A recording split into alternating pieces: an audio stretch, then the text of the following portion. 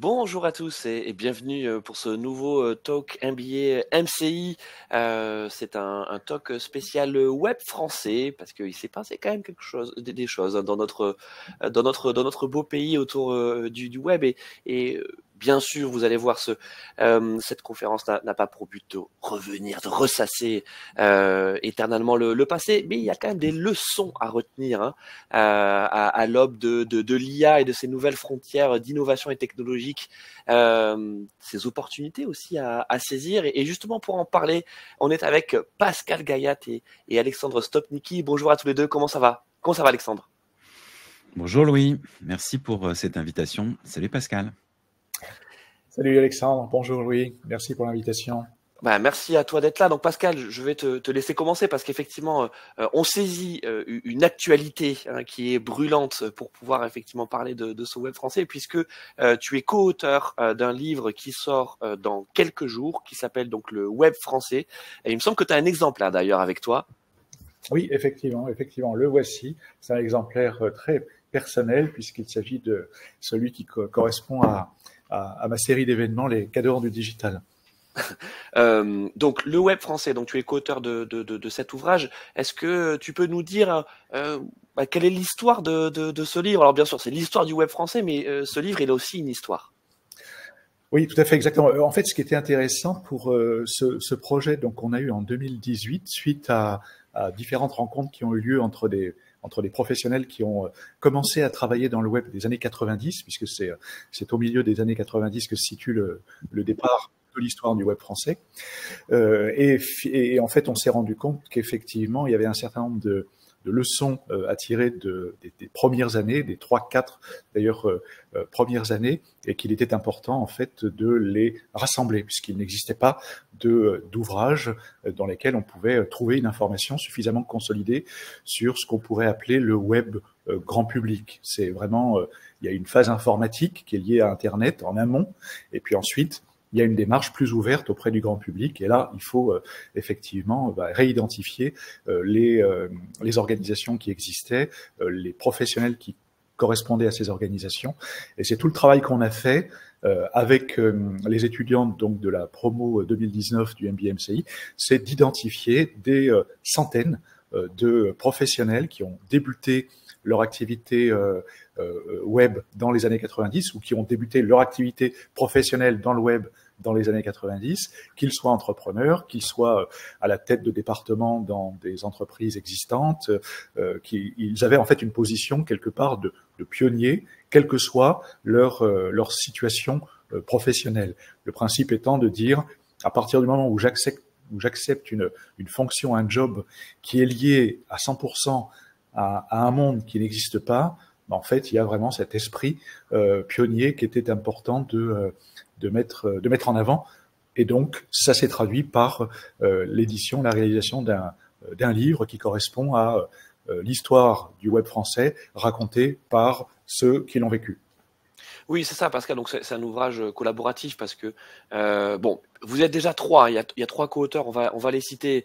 Donc c'est Sophie Bramley, Fabien Soyer et donc toi. Donc ça s'appelle Le Web français, histoire d'une épopée et de ses pionniers aux éditions du Node. Je disais que c'est brûlant parce que la sortie officielle, elle est dans quelques jours. C'est ça, Pascal?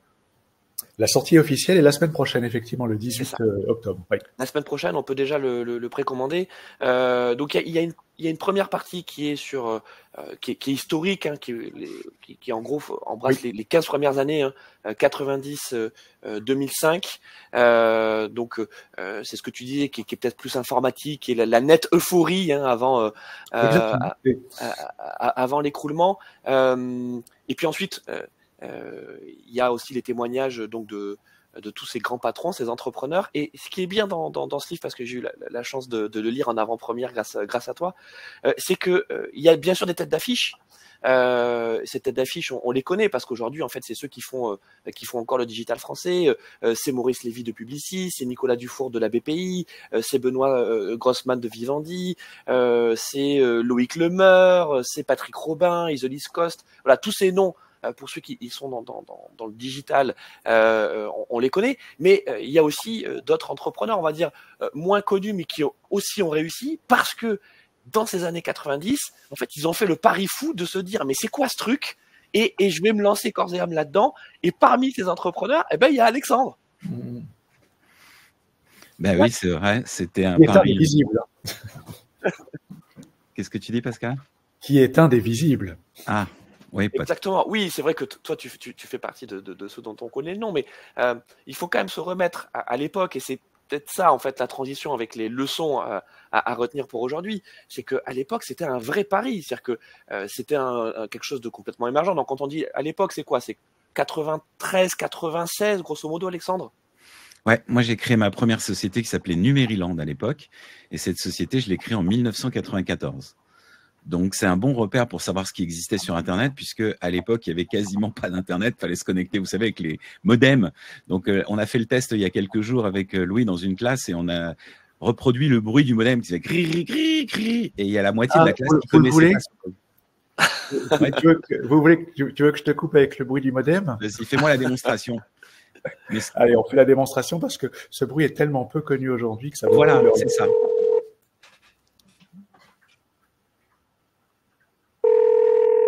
ça, c'était la porteuse pour aller se connecter.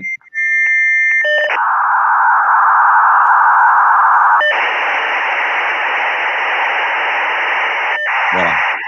Donc, on peut l'arrêter maintenant. Donc, nous sommes connectés.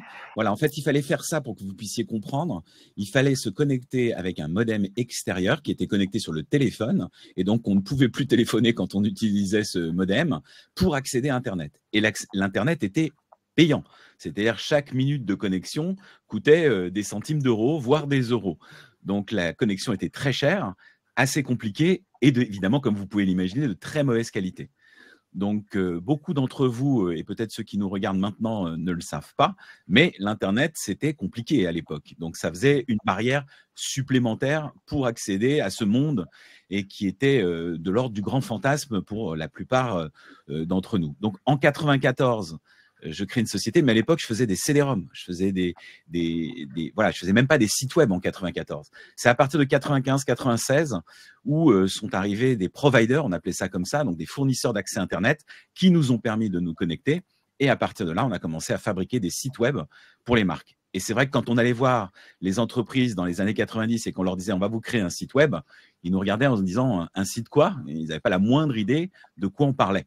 Donc, le plus compliqué, c'était de faire une démonstration, puisqu'il fallait porter un modem, fallait se connecter sur des endroits où personne nous laissait nous connecter.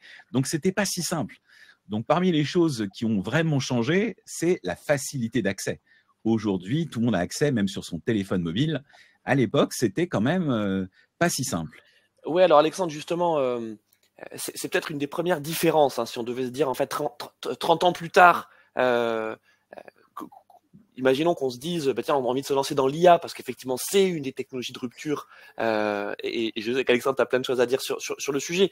La différence, c'est qu'il y a 30 ans, le web, Internet, c'était un truc de geek. Tu vois, tu le disais, toi, tu étais déjà en fait dans l'informatique via les CD-ROM. Et puis, tu t'es dit, tiens, il y a un nouvel espace qui arrive. Cet espace, il va falloir le meubler. Par quoi? Des maisons, donc les sites web. Et puis aussi, tu t'es dit, bah attends, en fait, ça va générer du trafic, donc de l'attention. Et là, il y a ton esprit publicitaire qui s'est dit, bah attends, on va aussi peut-être commercialiser des espaces. C'est aussi ça l'aventure Numériland, Alexandre. Ah oui, alors j'étais pas si intelligent que ça. J'étais un tout petit peu visionnaire, mais là, je te remercie pour la façon dont tu vois les choses, mais ça s'est pas passé tout à fait comme ça. Moi, ce que j'avais compris, par contre, c'est que les entreprises allaient utiliser ces nouvelles technologies. À l'époque, ça s'appelait les autoroutes de l'information. Donc, c'était quelque chose de nouveau, mais que personne n'appréhendait parce qu'il n'y avait pas beaucoup d'exemples. Et dans les médias, on en parlait peu. Donc, il y avait quelques médias qui en parlaient, mais très peu.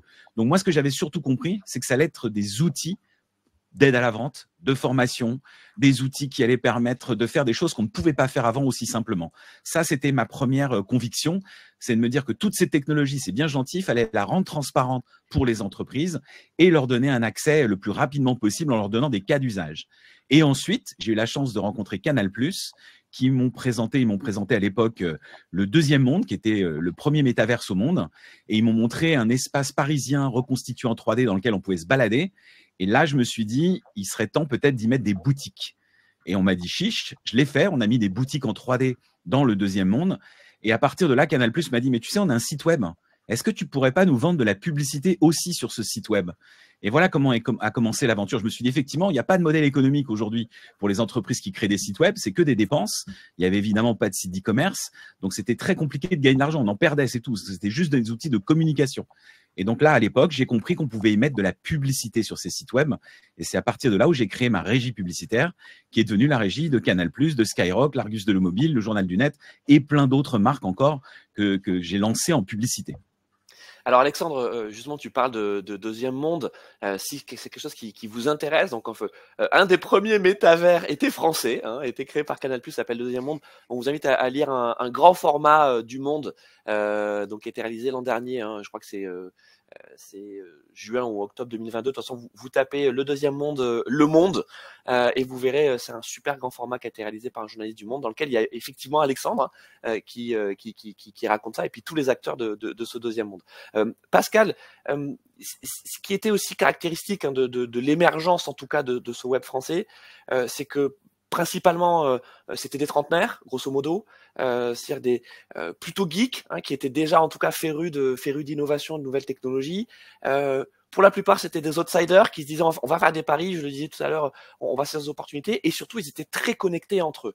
C'est-à-dire qu'il y avait vraiment cette communauté de solidarité, d'échange, de points de vue, qui fait que c'est le collectif qui a réussi à faire émerger quelques individualités et quelques empires. On parlait de Xavier Niel notamment ou de Maurice Lévy.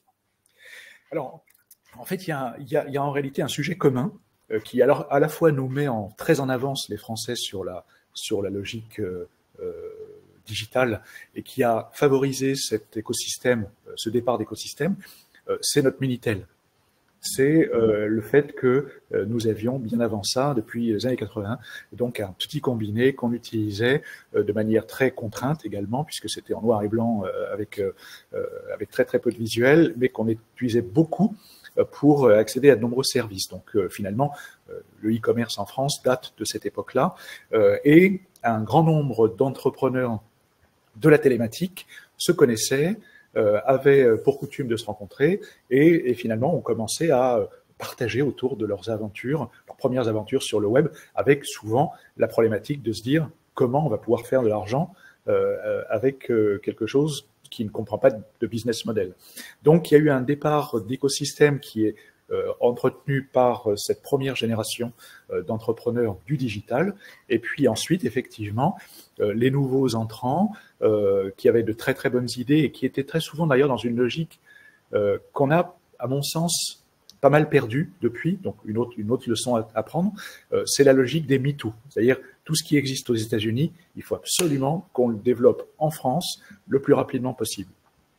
Et là, ça a créé un écosystème de services qui sont des services essentiels du web, du numérique, des services qu'on utilise toujours aujourd'hui, mais via des opérateurs américains, et qui étaient des services français. Donc vous aviez des gestionnaires de pages personnels qui pourraient s'apparenter à Facebook aujourd'hui, comme eFrance, les pages perso de Free, Multimania. Donc c'était des marques effectivement qui ont disparu après 2000, mais qui correspondait déjà à cette possibilité d'avoir sa page perso, son frontal personnel d'individu et son individualité sur le web. Il y avait service email. Aujourd'hui, tout le monde utilise un service email et dans la plupart des cas, c'est du Gmail. À l'époque, c'était Caramel. Donc, et eux se rencontraient ou se regardaient les uns les autres pour justement voir comment développer des services qui correspondent à ce qui avait commencé à naître quasiment au même moment aux États-Unis. Sur les moteurs de recherche, on est tous bloqués sur Google aujourd'hui, alors que à l'époque, il existait au moins 3 moteurs de recherche français, moteurs de recherche ou annuaires, qui étaient des look-alike de ce qui existait aux États-Unis. Et à peine 1 an après que ça, ou 2 ans après que ça existe aux États-Unis, il y avait déjà un service en France des alternatives en France, on va dire, qui avaient des taux d'audience qui étaient assez élevés.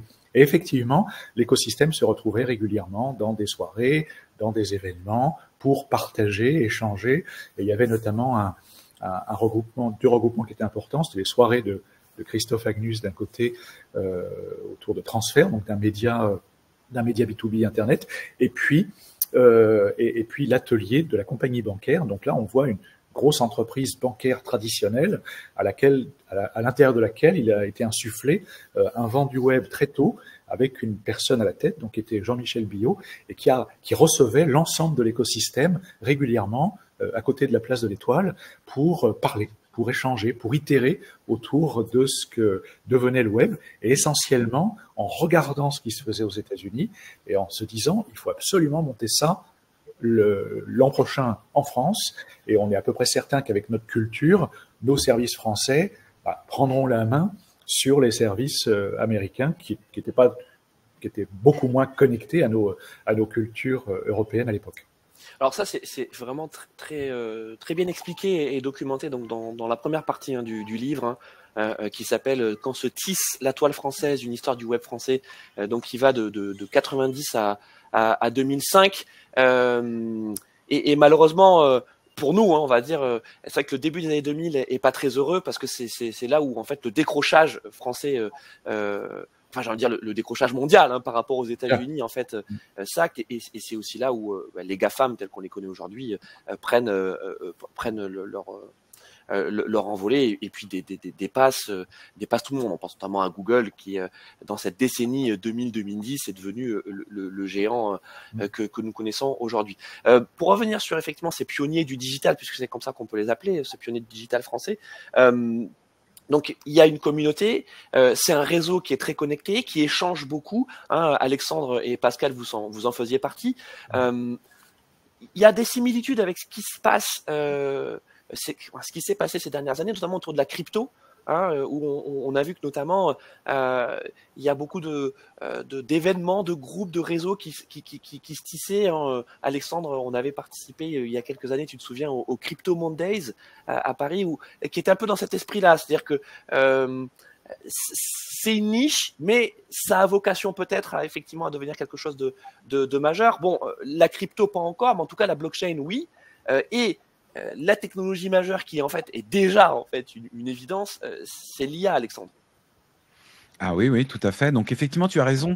Il y avait des petits groupes aussi, mais à l'époque, les petits groupes, on se réunissait tous dans une salle et on tenait dans une salle. Tous les gens qui travaillaient dans le web français, on tenait tous dans une salle, c'est pour vous rendre compte. Aujourd'hui, Pascal, il faudrait que tu loues une très grande salle pour que tous les acteurs du digital français se tiennent dans la même salle. Donc oui, ce qui change aujourd'hui, c'est que les salles dans lesquelles on peut tenir tous ensemble, c'est par secteur.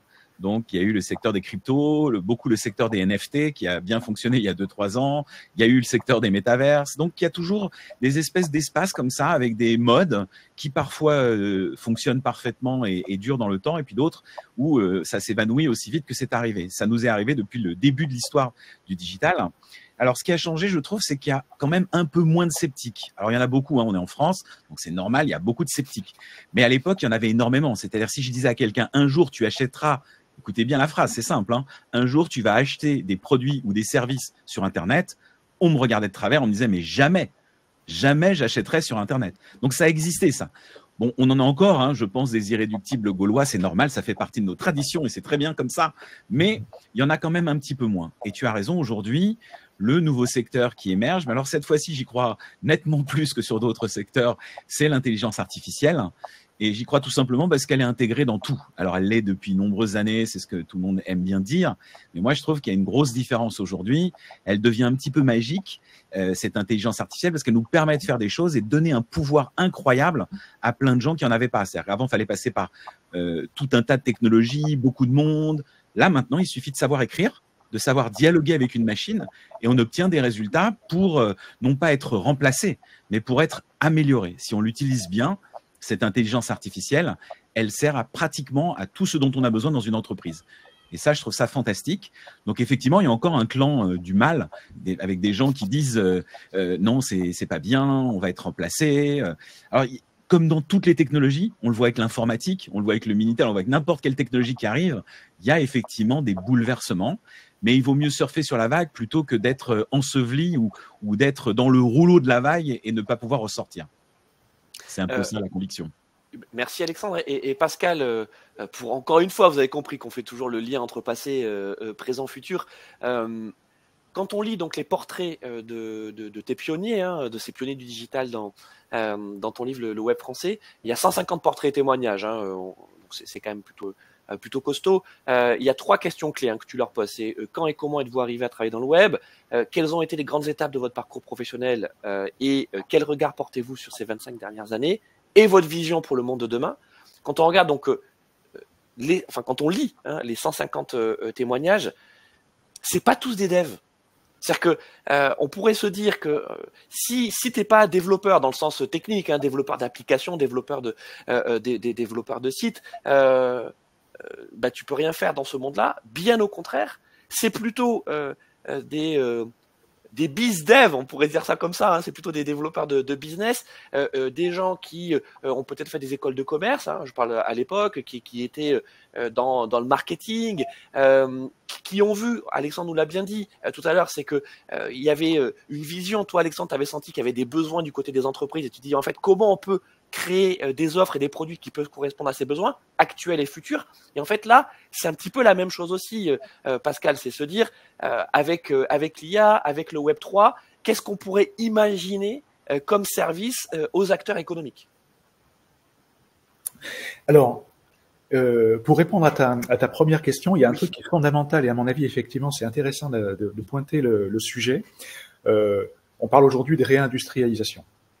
On parle aujourd'hui de beaucoup d'industries qui ont disparu et beaucoup de gestes métiers qui ont de facto disparu aussi, ce qui fait qu'on a du mal à reprendre le pas quand on a une urgence à gérer, comme ça a été le cas avec la période Covid. En réalité, ces 30 dernières années, on a créé une nouvelle industrie. Cette industrie du numérique, elle a sa chaîne de valeur, elle a un ensemble d'éléments qui la caractérisent comme une véritable industrie. Et cette industrie-là a créé 1 million d'emplois sur une période de 30 ans, et surtout de 20 ans, puisqu'avant on était tellement peu qu'on ne peut pas considérer ça comme du développement d'emplois. Mais en tout cas, à partir du réveil 2003-2004, on crée beaucoup d'emplois et aujourd'hui, c'est 1 million d'emplois qui sont identifiés, liés directement ou indirectement aux solutions numériques en France. Donc c'est énorme. Il faut Pascal, tu fais bien de rappeler parce que c'est énorme. C'est énorme, en fait. Voilà. Il y a 30 millions d'actifs en France. Voilà, 30 millions d'actifs. Donc, on a un 30e qui est spécifiquement fléché autour du digital. Et surtout, c'est en pleine explosion. C'est-à-dire qu'en fait, chaque année, on a de nouveaux entrants dans ce marché. Avec des besoins, effectivement, de plusieurs centaines de milliers par an et une capacité aujourd'hui à en fournir, je crois, un maximum de 80 000. Avec les écoles et avec tous les programmes de reconversion qui existent aujourd'hui. Donc, fondamentalement, c'est l'industrie du plein emploi. Le deuxième, donc, on crée une industrie dans les années 90 et on se rend compte que la plupart des gens qui mènent à cette industrie, qui arrivent à cette industrie, ne viennent pas ni du sérail, ni des écoles, ni des grands corps. Je parle souvent des 12 écoles parisiennes ou des grandes écoles de commerce et écoles d'ingénieurs. C'est pas beaucoup le cas. C'est essentiellement, effectivement, des personnes qui ont des profils plus larges, opportunistes pour certains, qui ont déjà une expérience professionnelle ou d'entrepreneuriat en amont. Mais en tout cas, on construit une industrie avec des personnes qui ne sortent pas, en fait, des réseaux communs, des grandes écoles. Alors, Pascal, pardon, je complète parce que c'est vraiment décisif ce que tu dis. C'est que contrairement à la Startup Nation, entre guillemets, c'est-à-dire que cette période 2008-2015, grosso modo, où on voit effectivement l'émergence de startups françaises portées plutôt effectivement par ces profils issus des grandes écoles, Pascal, et je pense que ça a été là aussi beaucoup documenté, le web français dans les années 90, il n'est pas accaparé par ces grandes écoles. Non. Il est né avec des philosophes, avec des gens qui avaient fait des études, y compris littéraires, universitaires, sciences humaines, bien sûr. D'ailleurs, le web de l'époque porte un départ humaniste. En fait, on a deux grandes époques dans le web. On a cette époque de départ qui est une logique d'ouverture. C'est le village planétaire. Donc, on est vraiment dans les sujets classiques de philo et puis de formation littéraire. Et ensuite, à partir de 2001, malheureusement, à partir de 2 crises, la crise financière, l'explosion de la bulle Internet et 9/11, là, on passe dans une nouvelle logique qui est une logique très business et de surveillance. Oui. Donc effectivement, quand on commence à partir vers quelque chose de plus normé, surveillé, bah oui, les grands corps, il faut effectivement aller commencer à recruter et amener des personnes qui ont plutôt des profils carrés, quoi. Et puis l'industrie, tu l'as bien expliqué. Et d'ailleurs, je le redis, hein, c'est vraiment bien fait dans ton livre, y compris pour des gens qui découvriraient en fait le digital, l'informatique, c'est très accessible. C'est bien expliqué parce que c'est la naissance d'une industrie. Et effectivement, à partir des années 2000, on arrive sur une industrie qui est beaucoup plus structurée. On parlait de ces grandes écoles, mais aussi ces grandes écoles, elles se sont adaptées, c'est-à-dire qu'en fait, elles ont intégré maintenant ces thématiques dans leur programme, ce qui était absolument pas le cas dans les années 90, où on imagine bien qu'on était dans quelque chose de très classique, alors que Internet, Alexandre nous l'a bien dit, on sortait en fait de la route, on était vraiment sur le bas côté. Il y avait pas de toute façon, il y avait pas de route, hein, c'était plutôt le Far West.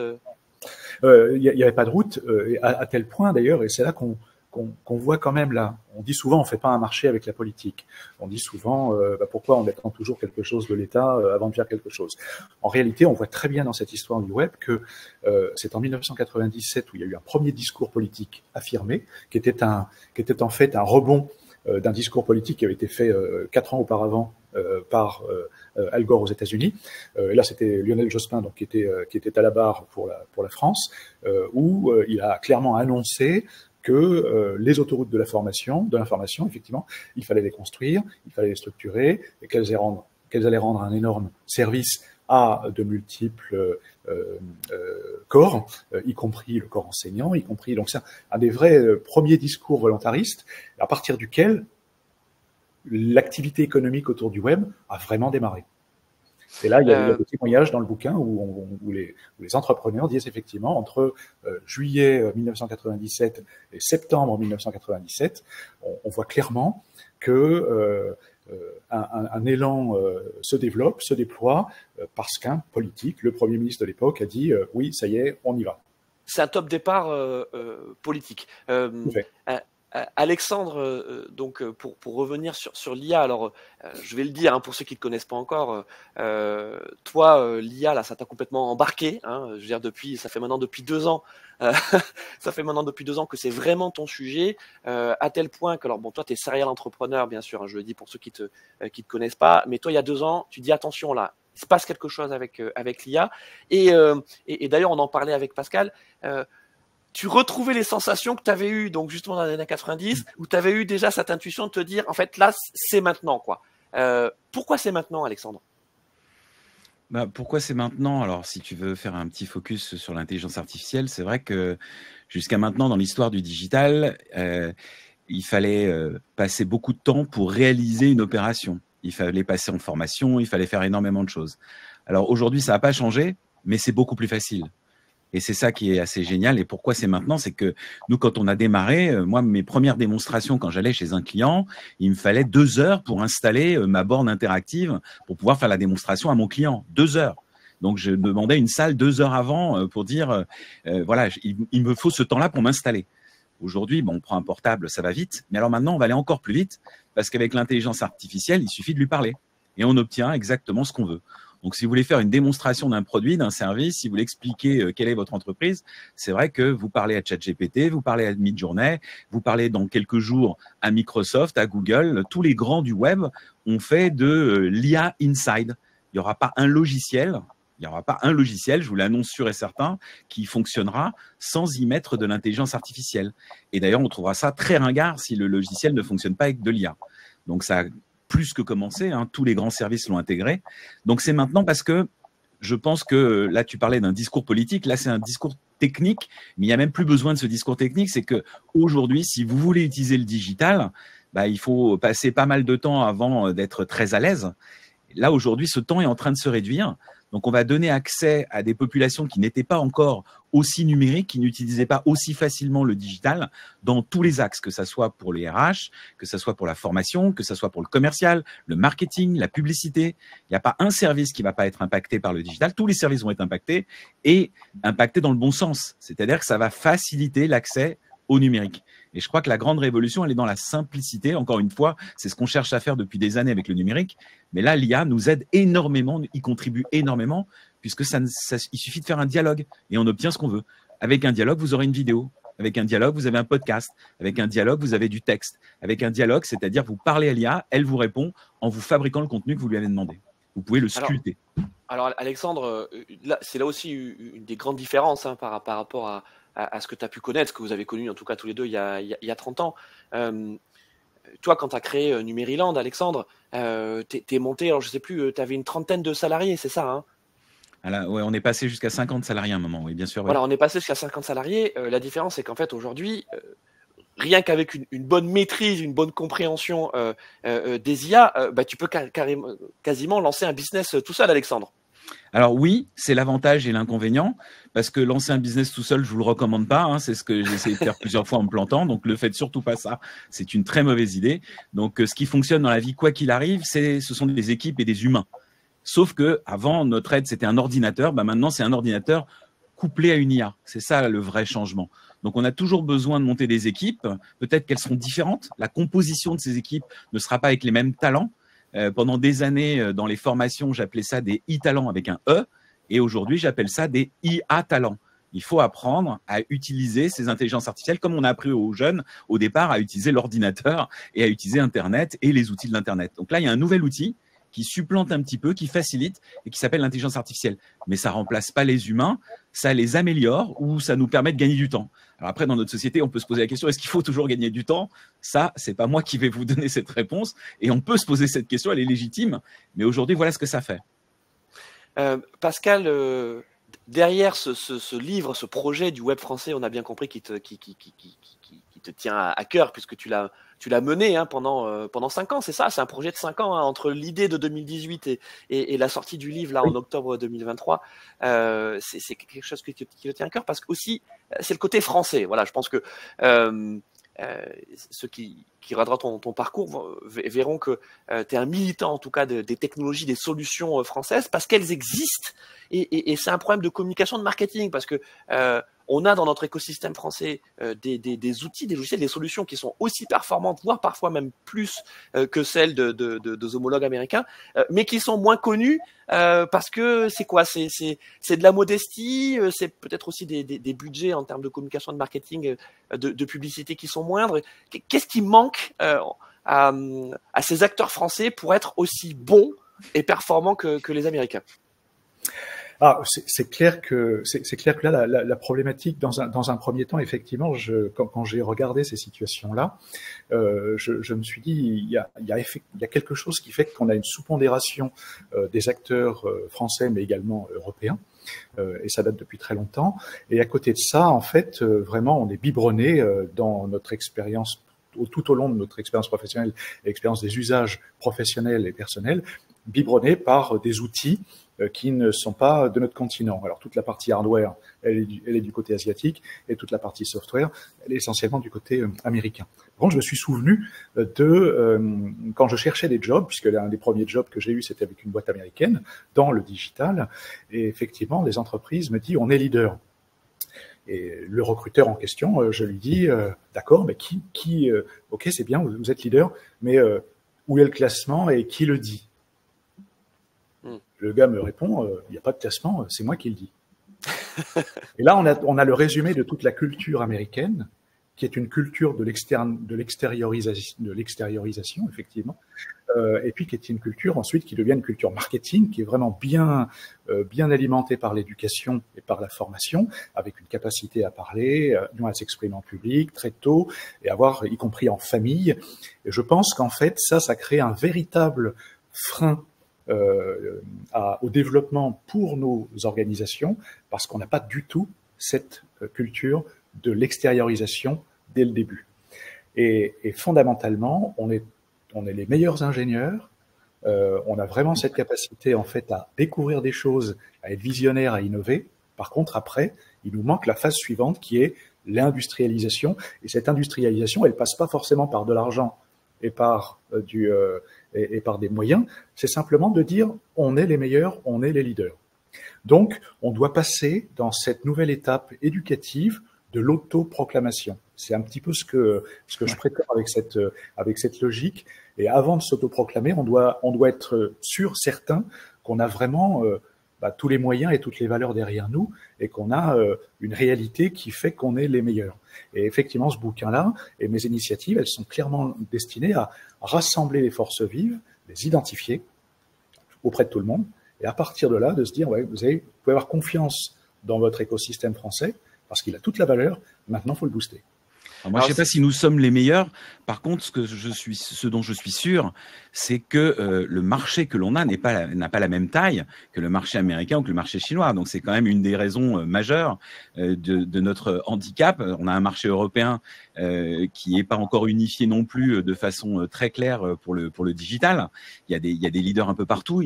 Voilà, donc c'est aussi ça la complexité. C'est surtout la taille de notre marché. Si notre marché français était aussi gros que celui des Américains, non seulement nous serions les meilleurs, mais en plus, on aurait beaucoup de chances d'être effectivement aussi fort qu'un Google ou qu'un Microsoft.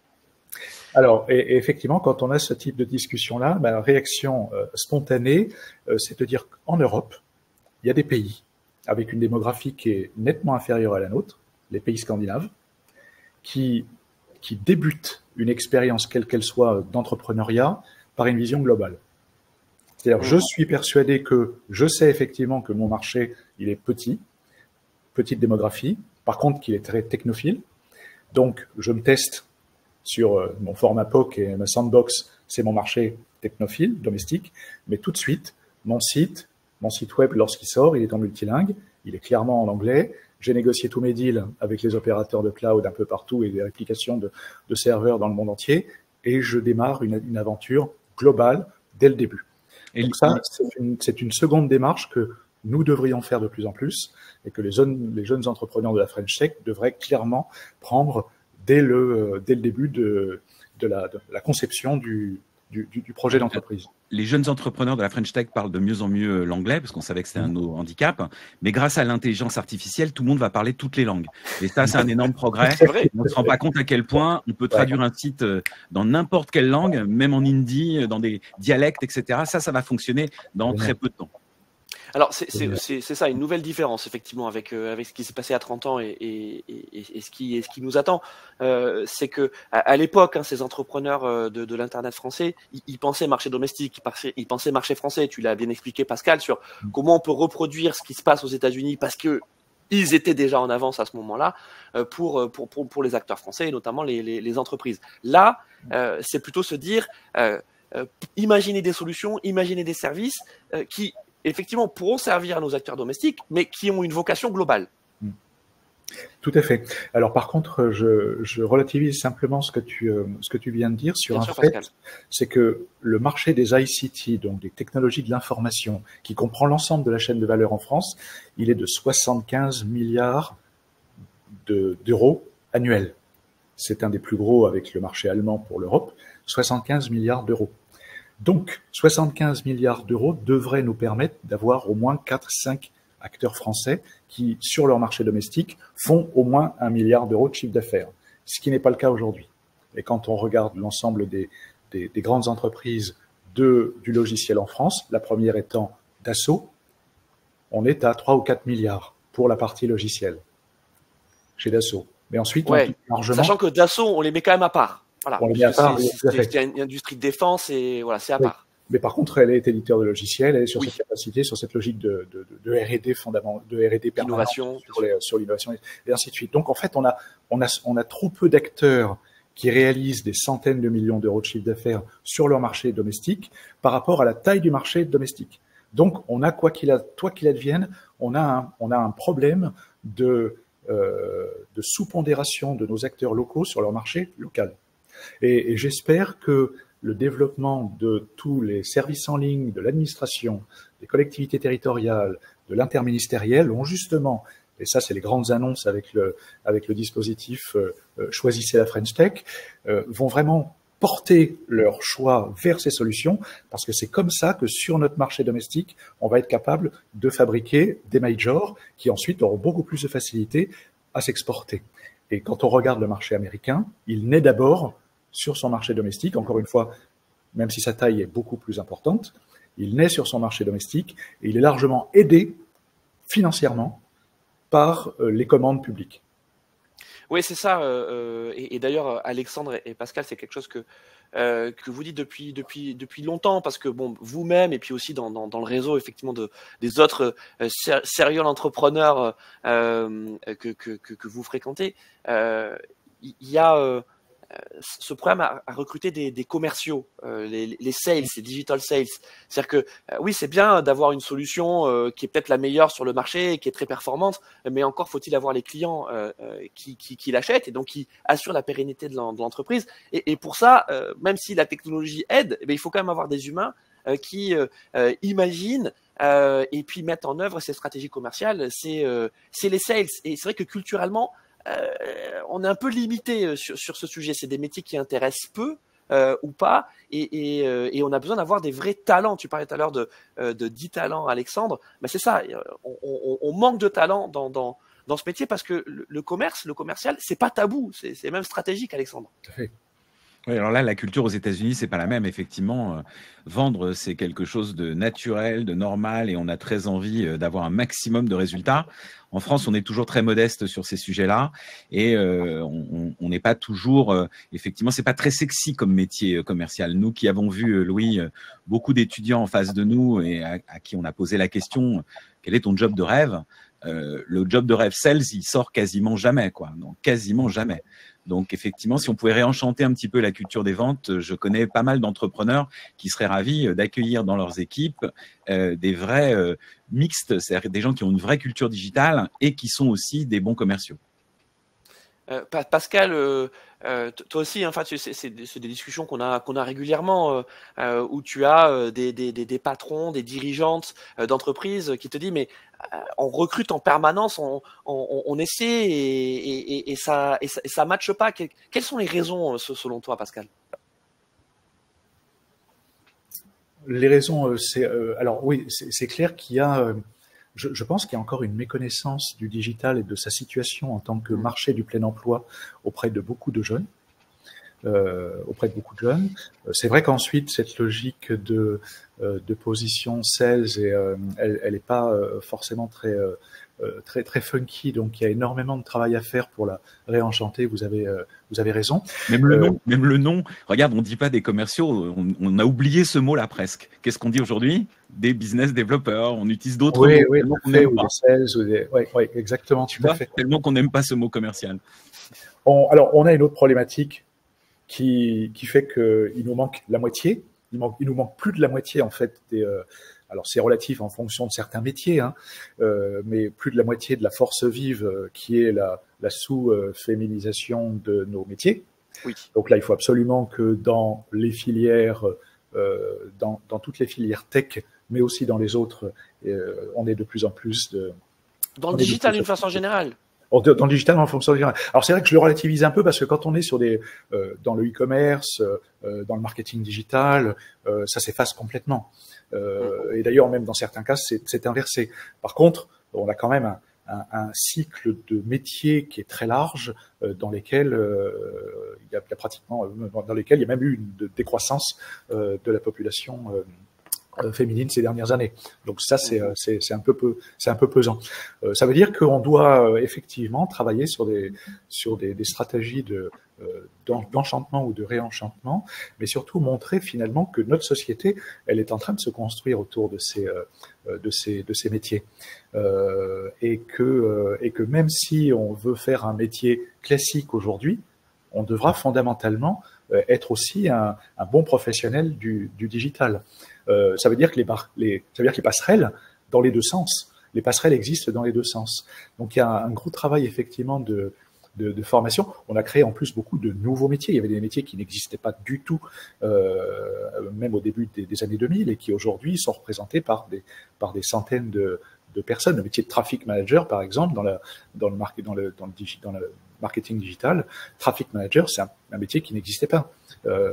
Pascal, là, je suis obligé de te dire que si, moi, j'ai engagé des traffic managers à l'époque. Alors, c'était peut-être pas les mêmes fonctions. C'est pas les mêmes fonctions. Oui, mais tu parles des années 90, mais avant, ça n'existait pas. Ah bah avant, il n'y a pas de digital, donc là, oui, c'est sûr. Exactement. Donc c'est finalement aussi, c'est la création de nouveaux métiers qui sont nés il y a 30 ans, et ces métiers ne sont pas forcément identifiés par beaucoup de gens. Tous les deux, vous avez alors plein de points communs, mais il y en a un aussi sur la transmission. Toi, Pascal, tu organises de nombreux événements, donc qui s'appellent les Cadors du digital. Tu vas nous en dire aussi quelques mots. Je parle de transmission parce que tous les cas d'usage, toutes les entreprises, les prestataires qui sont récompensés par tes Cadors, ça contribue à cette société de la connaissance, de se dire tiens, j'ai vu tiens, je vais dire par exemple, je sais pas, le numérique responsable, telle entreprise qui a déployé tel dispositif, ça va m'inspirer aussi peut-être pour faire quelque chose du même style, qui est exactement ce qui s'est passé dans les années 90 justement dans ce web français. Tout à l'heure, j'ai parlé de Loïc Lemer. Loïc Lemer, pourquoi c'est une des personnalités marquantes de cette époque? Parce qu'en fait, c'est quelqu'un qui s'est dit je vais aller interroger tous ces acteurs, notamment aux États-Unis, et puis tous ces témoignages, tout ce partage d'expérience, ça a suscité des vocations. Il a notamment fait des conférences qui s'appelaient le web. Alors ça n'existe plus aujourd'hui, mais en tout cas dans les années fin des années 90-2000, c'était les grandes conférences. Le web, c'était vraiment le truc, la messe, quoi. Pas Vivatech, mais c'était quelque chose vraiment d'incroyable aussi, où justement il y avait ce partage. Toi, c'est ce que tu fais à ton niveau avec les cadors, Pascal. Est-ce que tu peux nous en dire plus? Qu'est-ce que c'est exactement? Qu'est-ce qu'il y a comme catégorie? Alors, c'est nourri par la culture américaine. Donc là, on revient encore une fois dans cette logique de look-alike ou de MeToo. On n'a pas le choix. Il faut absolument qu'en fait, pour obtenir un jour une autonomie, il faut déjà qu'on ait une connaissance parfaite des acteurs qui ont aujourd'hui la main sur le marché. Donc cette logique culturelle, moi je l'ai alimentée depuis le début et participé à beaucoup de business awards, notamment aux États-Unis et en Angleterre. Et le principe fondamental, c'est que depuis le début, ils vendent en montrant ce qu'ils ont fait. Et d'ailleurs, la première réponse qu'a fait Alexandre au tout début de cette conférence tout à l'heure, c'était de dire oui, ensuite j'ai trouvé des use cases et puis je suis allé les montrer avec mes CD-ROM à d'autres. Effectivement, aujourd'hui, on ne vend pas dans l'absolu, on ne vend pas en lançant des concepts génériques, on vend en montrant ce qu'on a fait. On vend en montrant ce qu'on a fait, et plus on a de use case, plus on peut vendre à beaucoup d'entreprises parce qu'elles s'identifient aux différents secteurs et aux différents segments dans lesquels on a déjà vendu. C'est la vente par la preuve. C'est la vente par la preuve, exactement, la vente par la démonstration. Et effectivement, dès lors qu'on a quelques use cases, on peut commencer à aller voir les entreprises qui pourront se projeter dans les use cases en question. On n'avait pas non plus cette culture-là. Et je me rappelle spécifiquement dans les entreprises internationales dans lesquelles j'ai bossé pendant donc 20 ans, chaque année, l'ensemble du management nous demandait de provoquer des use cases avec nos clients pour qu'on puisse ensuite alimenter nos sites web avec des références clients, participer à des conférences et à des keynotes en faisant monter le client sur scène. Et en fait, mes collègues américains, ils en avaient 25, mes collègues anglo-saxons, anglais, ils en avaient 15, et après en Europe, on tombait, puis en France, c'était la croix et la bannière, impossible de convaincre les clients de faire des use cases et de mettre en avant cette partie marketing. Pour beaucoup de raisons, de discrétion, de leur culturel, quoi qu'il en soit, mais surtout. Ouais, on en revient toujours à la de ne pas avoir envie de se mettre en avant, d'avoir peur que ça crée des gestes politiques qui vont pas être bons pour sa carrière. Et finalement, en fait, on se freine totalement sur la visibilité de ce qu'on fait. Donc les Cadors, en fait, c'est une série de business awards à l'anglo-saxonne qui permettent à des entreprises de montrer ce qu'elles ont fait. Déjà, le faire, c'est énorme, donc montrons-le. Et pour cela, soyons récompensés. Et puis ensuite, effectivement, ça nourrit l'ensemble de l'écosystème parce que tout le monde voit telle entreprise qui a fait avec tel acteur et ça inspire. Et le jeu donc complémentaire que je joue autour de ça, c'est de ne mettre en avant que des acteurs français et européens pour dynamiser cet écosystème.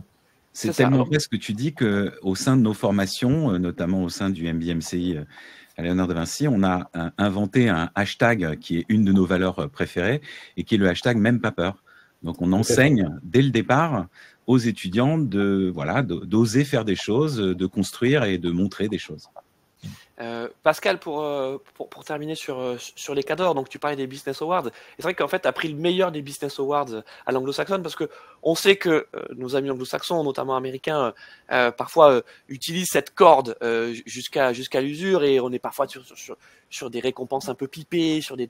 Ouais, toi, c'est pas du tout le cas, Pascal. Dans chacun de tes cadors, c'est des jurys indépendants. Euh, euh, le, le, En fait, c'est le secteur, c'est les métiers qui évaluent ou qui jugent en tout cas les métiers. Donc, tu vas nous donner peut-être quelques exemples de prochains cadres qui arrivent. Je crois qu'il y a le social media qui arrive bientôt. Je crois qu'il y a banque assurance également. À chaque fois, tu fais attention d'avoir dans tes jurys des gens du secteur du métier éclectiques qui en fait vont juger l'ensemble des catégories. Et en fait, les récompenses, elles viennent de ce jury. Ah, tout à fait, c'est quelque chose de très pragmatique et quelque chose de très orienté benchmarking pour le coup. C'est je réunis des pairs, donc des personnes qui ont des fonctions similaires dans de multiples entreprises, qui sont obligatoirement aujourd'hui, ils sont culturés, ils sont professionnellement obligés de faire du benchmarking. Ça, c'est vraiment une des qualités d'un professionnel du digital aujourd'hui. C'est à la fois d'être un bon professionnel dans l'entreprise qui l'emploie, mais également de regarder dehors et d'être visible dans son écosystème, en étant speaker dans des conférences, en participant à des activités du type des cadors, des awards et autres, à des jurys, en faisant du mentoring, en intervenant dans des écoles. C'est ça qui constitue aujourd'hui la panoplie complète d'un décideur du digital, un décideur associé fortement au digital. Et c'est de l'auto-formation finalement, c'est un petit peu comme si on était en formation continue permanente, mais on se l'alimente soi-même. Et on peut se l'alimenter en faisant des choses sympathiques si on n'a pas envie de faire des choses trop rébarbatives. Donc c'est une activité qui correspond typiquement à cette démarche et puis le fait de discuter les uns avec les autres. Si je suis directeur marketing de Danone, je peux discuter avec le directeur marketing du groupe SEB. On n'est pas concurrent direct. On peut très bien en fait s'échanger des informations qui vont faire que chacun va pouvoir se nourrir d'expertise et de solutions qui pourraient être implémentables dans les entreprises en question. Donc c'est pour ça que les jurys sont constitués de personnes qui se ressemblent et qui, de facto, aujourd'hui, ont une obligation de regarder ce qui se passe sur le marché. Bon, et puis, je pense que cette connexion, c'est aussi dans un contexte festif, puisque chacun de tes cadors donne lieu à une soirée de remise de prix. Donc, ça rejoint ce qui se passait dans les années 90. On parlait justement de ces fêtes, de ces soirées. Bon, c'est aussi le principe de tes cadors.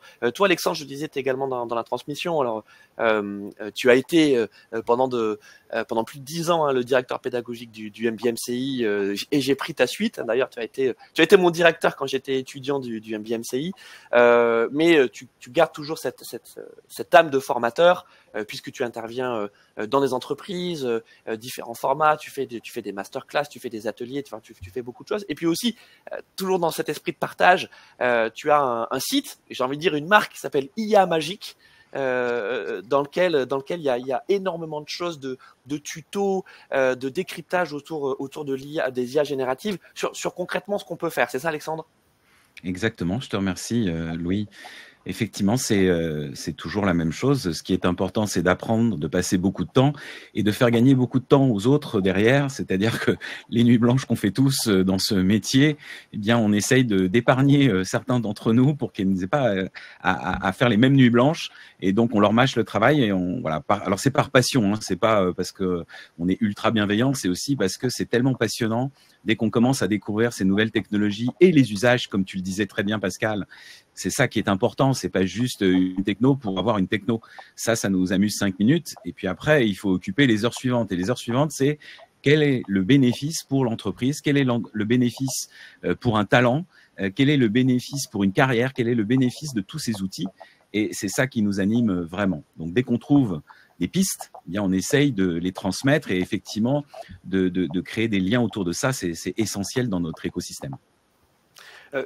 Pour conclure ce talk matinal, souvenez-vous de notre promesse, à peu près une fois par mois, on fait un peu moins d'une heure, voilà, 9h, 10h, donc je pense qu'on est plutôt pas mal niveau timing, mais je savais qu'avec vous deux, ça allait bien se passer. Les conseils qu'on peut donner alors à des étudiants ou alors à des professionnels de la communication, du marketing qui réfléchiraient justement peut-être à se reconvertir ou à accélérer grâce au digital, qu'est-ce qu'on pourrait leur dire, Pascal? Alors, je pense qu'on pourrait leur dire de ne pas avoir peur aujourd'hui de regarder des sujets qui sont très opérationnels et qu'ils pensent certainement, eux, qui sont des sujets informatiques ou de geeks. Parce que comme ce que disait tout à l'heure Alexandre, on est passé à une nouvelle phase, alors l'IA, on est passé avec le no-code, avec une nouvelle phase finalement des outils et des services online qui sont à la fois fabricables et maintenables sans avoir vraiment besoin de compétences techniques. Donc je pense qu'il faut avoir une ouverture à des sujets techniques parce qu'aujourd'hui, ils sont traitables par des non-techniciens avec des outils qui sont vraiment à la hauteur de donner des résultats bluffants. Donc ça peut faire peur aussi. Alors ça peut faire peur parce que c'est des sujets techniques, ça peut faire peur parce qu'il y a toute une démarche aussi anxiogène autour de l'IA avec les potentielles régulations, des discussions politiques. Mais par contre, il faut clairement s'y intéresser, il faut clairement démystifier et il faut se les approprier. Donc je pense que c'est vraiment l'inflexion fondamentale qu'il y a maintenant sur cette phase du passage des 30 ans à la suite. C'est que c'est là, en fait, en plus, qu'on peut prendre des positions nouvelles de leadership et de redessin de la carte géographique ou géopolitique ou géoéconomique mondiale du digital. Merci Pascal. Alexandre? Je pense que ce qui est génial, c'est qu'il y a de nombreuses choses qui deviennent possibles et qui ne l'étaient pas. Donc, il faut la volonté, en fait. Il ne faut pas faire du digital parce qu'on vous a dit que c'était bien de faire du digital. Ça ne fonctionnera pas parce que dans nos métiers, le problème, c'est qu'on est obligé de se remettre en question quasiment tous les jours, d'apprendre à nouveau tous les jours. Donc, si vous êtes passionné et que vous voulez faire un métier qui change tout le temps, venez. Si vous voulez faire un métier qui change peu, là, ça va être compliqué de faire du digital. Donc déjà, peut-être la première qualité, c'est ne pas être complètement fermé au changement et être motivé et passionné justement pour trouver de nouvelles solutions et se servir de nouvelles solutions. La technologie est un outil qui nous accompagne et qui permet de réaliser des tâches incroyables. Et donc, c'est ça qui est passionnant dans nos métiers, c'est qu'on peut réussir là où avant il fallait des armées pour faire la même chose, là aujourd'hui on a besoin d'équipes, c'est beaucoup mieux, on est soudés et on peut fabriquer des choses magnifiques, des sites web, des applications, des nouveaux services et dans tous les domaines. Donc quel que soit le secteur dans lequel vous avez envie de travailler, en y mettant une couche de digital et en étant passionné, il y a des beaux métiers que vous pouvez donc pratiquer grâce au digital. Bon, merci pour votre message, votre encouragement à l'audace, hein, tout en ayant, comment je peux dire, la tête froide. Hein. C'est bien sûr, il faut y aller sans entrave, mais aussi choisir hein, sa stratégie parce que c'est tellement énorme qu'on peut aussi rapidement se perdre. Et justement, on parlait donc de ton livre, hein, du web français, donc qui sort la semaine prochaine. La troisième partie du livre s'appelle la fécondité du devenir, et donc c'est des entretiens prospectifs avec Maurice Lévy, Tariq Krim, Gilles Babinet, Benjamin Magnard sur ce que potentiellement hein, on va connaître dans les prochaines années. C'était la partie la plus passionnante, mais en fait, pour pouvoir l'apprécier, bah, effectivement, il faut qu'elle arrive à la fin, hein, parce qu'en fait, elle vient mettre en lumière tout ce qu'on a pu lire avant, et notamment les témoignages. Moi, j'ai adoré, je tenais à te le dire, les propos de Tariq Krim, qui est justement un des acteurs de cette bulle des années 90, qui a notamment cofondé NetVibes, pour ceux qui se souviennent de NetVibes, hein, de ce dashboard incroyable. Voilà, moi j'ai grandi avec bon, Gilles Babinet évidemment, enfin tous les noms qu'on a pu prononcer. Je pense que ça peut être aussi un bon conseil hein, pour justement ces étudiants ou en tout cas des gens qui souhaitent se lancer. Lire le livre et puis notamment cette troisième partie parce qu'il y a plein de pistes, il y a plein de clés. Peut-être voir ensuite quelles sont les entreprises, quels sont les services qui correspondent à l'utilisation de l'IA, mais aussi à la structuration de cette industrie du numérique telle que tu nous l'as décrite, Pascal. Voilà, donc c'est la fin de ce talk MBA MCI. Encore une fois, un grand merci Pascal et Alexandre pour votre fidélité. Alexandre, c'est dans quelques jours donc la rentrée du MBA MCI. Hein, c'est même lundi prochain. Voilà, lundi prochain, il y a la nouvelle promo du MBA MCI qui va débuter. Et puis on a une deuxième rentrée en février. Ça c'est nouveau, hein, c'est la nouveauté de cette année. Donc on a une deuxième rentrée en février. Donc si vous souhaitez nous rejoindre, c'est toujours le cas. Alors pour le 16 octobre, là c'est quand même un peu trop court, mais pour février, vous êtes les bienvenus. C'est une formation donc sur un an avec une semaine de cours par mois. C'est un MBA, c'est une accélération dans votre carrière. Si vous souhaitez avoir des informations sur le MBA, bien sûr allez voir le site de Vinci Executive Education. Mais vous avez compris, hein, c'est les témoignages qui priment. Vous pouvez aussi, avec le hashtag MBAMCI, regarder donc sur les réseaux sociaux, sur LinkedIn, sur X, mais également sur le blog MBAMCI, tous les parcours de nos étudiants. On a plein de e-talents et de IA talents aussi, hein, Alexandre. Et on pense que, en tout cas, dans cette communauté MBAMCI, le MBA existe depuis 99. Il y a déjà des entrepreneurs, il y en aura encore qui vont justement saisir ces opportunités qui nous attendent grâce au bon conseil de Pascal, d'Alexandre et de tout le comité pédagogique du MBA. Voilà. On vous souhaite une excellente journée. Encore un grand merci Pascal et Alexandre. Et puis surtout merci, à très vite avec le hashtag MBAMCI. À très bientôt. Merci Louis. Salut Pascal. À bientôt. Bye bye. Bye bye Alexandre.